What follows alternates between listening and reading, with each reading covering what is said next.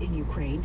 Jason Kenney says after pledging $1 million for humanitarian aid last month, the province is upping its contribution. The government of Alberta will provide an additional $5 million in monetary support to the Canada-Ukraine Foundation to provide urgent humanitarian aid. Along with that $5 million, another $5 million is being given to the World Ukrainian Congress's Unite with Ukraine campaign, which is helping fund military equipment for civilian soldiers. And with the price of oil skyrocketing, energy bills and gasoline prices are following suit. Premier Jason Kenney says his government is stepping in. That is why I've directed the Minister of Finance to work with Minister of Energy to come forward quickly with a plan to provide consumer relief for the growing gasoline prices. We want to make sure that as the Alberta Treasury receives additional royalties from these higher prices, that some of that is passed on to consumers. He says both ministries will work through the weekend, and he expects to announce details of the relief program early next week. In addition to his announcement this morning about energy relief on the way sometime early next week, Premier Kenney also announced a new Catholic high school is going to be built in Castledown, Dunluce. As well, a brand new Catholic kindergarten to grade 9 school is going up in the West End, specifically in Lewis Farms. And the Edmonton Oilers back on home ice tomorrow night. Speaking with 6:30 CHED Morning's Daryl McIntyre, Oilers Entertainment Group VP Tim Shipton says thanks to the removal of restrictions this week, things will be back to near normal.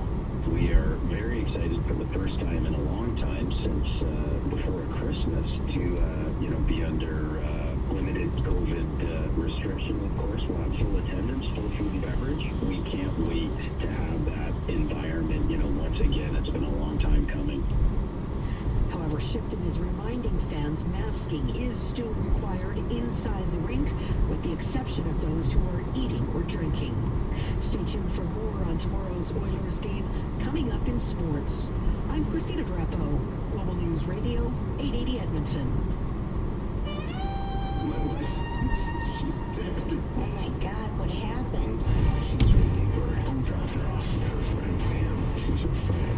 So they want Pam? She's the one you never see coming. Pam will help us on a suspect. She should. It's the unbelievable, ridiculously true story.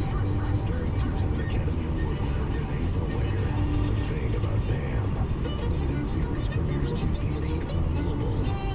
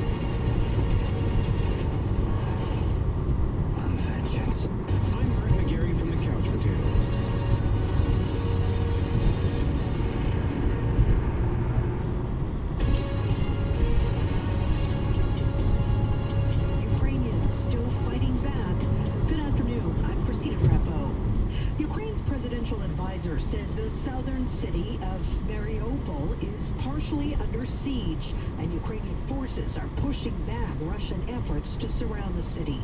Alexei Arestovich says the humanitarian situation is tense in Mariupol, while Ukrainian authorities continue talks with Russian and international organizations on a humanitarian corridor to evacuate residents and supply food staples in the country.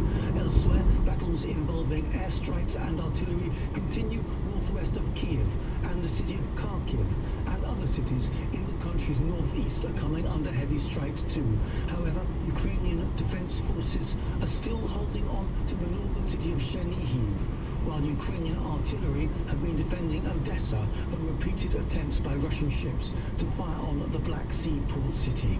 I'm Charles de Ledesma. After Russian troops seized the biggest nuclear plant in Europe in an attack that set it on fire and briefly raised worldwide fears of a catastrophe, Israel's leader has continued to stay silent.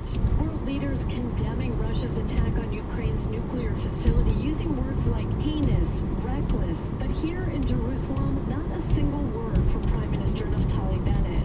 Here's Bennett's fear of antagonizing Vladimir Putin overrides condemning a strike that could have endangered millions of civilians, and by sheer luck did not. Bennett, who often publicly warns of a nuclear Iran, offering nothing on a potential nuclear radiation leak across Eastern Europe. It's these silent moments that critics here seize on, accusing Bennett of tarnishing Israel's morals and values. Jordana Miller, ABC News, Jerusalem.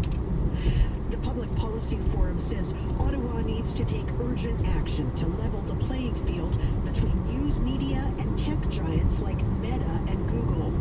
It's a follow-up report to an analysis of the state of the industry, and it emphasizes the need to support fact-based journalism in the face of a decline in ad revenue that has led to the demise of hundreds of community newspapers. The report, titled The Shattered Mirror 5 Years On, recommends Ottawa follow Australia's lead and pass laws to make digital giants help cover the costs of journalism. And a parking ban kicks in at midnight in the city of Edmonton. Stay tuned to hear details. I'm Christina Drapo, Global News Radio, 880 Edmonton. Sometimes accidents happen. When they do, Cougar's always there to help. Cougar Paint and Collision is where we decided to take my vehicle after my husband smashed it into a parked car the other week. Not only was Lauren awesome to work with, he's super hilarious, but extremely professional, and the rest of the Dick family at Cougar were so welcoming. It's such a good family-run business, and us as Edmontonians should definitely be bringing our cars there if they ever need any care. Cougar Paint and Collision, our family helping your family. It's beautiful. The inventory is unprecedented. Volvo of Edmonton is proud to boast an amazing selection of in-stock Volvo XC40s, 60s, and 90s. Visit Volvo of Edmonton today and experience the exemplary service you've come to expect and the affordable luxury only found with Volvo. Volvo of Edmonton, 10-time Volvo Excellence Award winners. Outstanding service, outstanding safety. Mom and Dad used to argue about everything, especially about Dad's drinking. My family went from totally crazy to quiet, calm, and even peaceful when Mom started going to Al-Anon family groups. I wanted a better relationship with Dad, so I asked Mom if she would take me to her Al-Anon meeting or to Alateen. I'm sure glad I did. If someone's drinking troubling you, you might be surprised at what you can learn in an Al-Anon or Alateen family group from people just like you. Call 1-888-4-ALANON or go to alanon.org. CHQT, Global News Radio, 880 Edmonton. Western powers meet to discuss Russia's invasion of Ukraine. The premier out with aid for Ukraine, and 2 new Catholic schools will be built in Edmonton. These stories and more coming right up. But first, let's head up to Global One. Definitely want to prepare for winter driving conditions on your way home, watching out for icy exit ramps, bridge decks, intersections, and especially heading into the residential areas. We've got a new collision along 111th Street at 23rd Avenue that crews are responding to. Also want to watch out for a collision along 40th Street at 127th Avenue, and still watching out for for a collision northbound Terwilliger Drive on the exit ramp to the White Mud eastbound. This one was causing just a small slowdown in the area, though.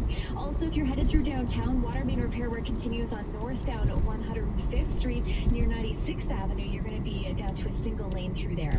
Love You by Shoppers Drug Mart is committed to advancing women's health. Visit shoppersdrugmart.ca/loveyou to learn more. I'm Brittany Howard. Chopper traffic every 15 minutes on Global News Radio 880 Edmonton.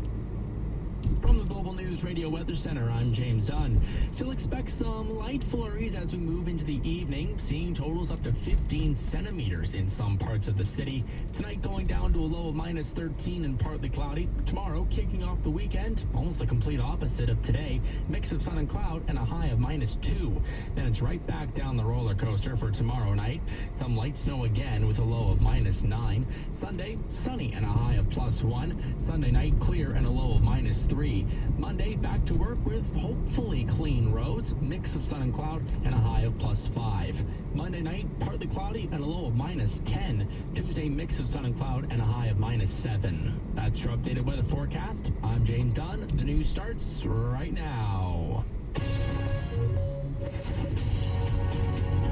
Russia standing alone. Good afternoon. I'm Christina Drapeau. Western powers are meeting to discuss Russia's invasion of Ukraine. ABC's Michelle Franson has this special report. The U.S., Europe, and NATO allies meeting today in Brussels, condemning Russia's aggression in Ukraine. State Secretary Antony Blinken. Russia has never been so isolated. We have never been more united. NATO Secretary General Jens Stoltenberg says Russia continues to target civilians. The days to come are likely to be worse, with more death, more suffering, and more destruction. NATO says it will not issue a no-fly zone over Ukraine, though, and the U.S. taking steps to avoid escalations, too. The Pentagon says they needed a de-conflict hotline because Russia and NATO fighter jets are getting too close to each other. That contested airspace now buttress is right up against NATO. So, smart thing to do, and we're glad it's in place. We're glad that the Russians have acknowledged that they will use it. Pentagon spokesman John Kirby saying they have not had to use the emergency hotline yet. Andy Field, ABC News, Washington. Ukraine's president criticized NATO's move today. Michelle Franson, ABC News. Alberta is putting $10 million of aid into organizations providing help to Ukrainians. Premier Jason Kenney says this hits too close to home. We feel so strongly, in part, I think, because the deep historical and human connection between Alberta and Ukraine. We owe so much to Ukraine and the Ukrainian people, and we are so devastated to see acts of aggression which are reminiscent of the terror unleashed in Europe between 1938 and 1945. $5 million has been pledged to the Canada-Ukraine Foundation, while the other $5 million is for the World Ukrainian Congress's Unite with Ukraine campaign. A Phase 1 parking ban back on in Edmonton starting tonight at midnight. Crews will be clearing snow on major roads and core business areas and bus routes. It isn't totally being ruled out, but General Supervisor of Infrastructure Field Operations Andrew Grant doesn't think the parking ban will be extended to residential areas because spring is coming. You know, we still have our trucks available where we can go in and start to groom those roadway surfaces, kind of expose that, you know, that fresh snowpack underneath, and just kind of slowly have the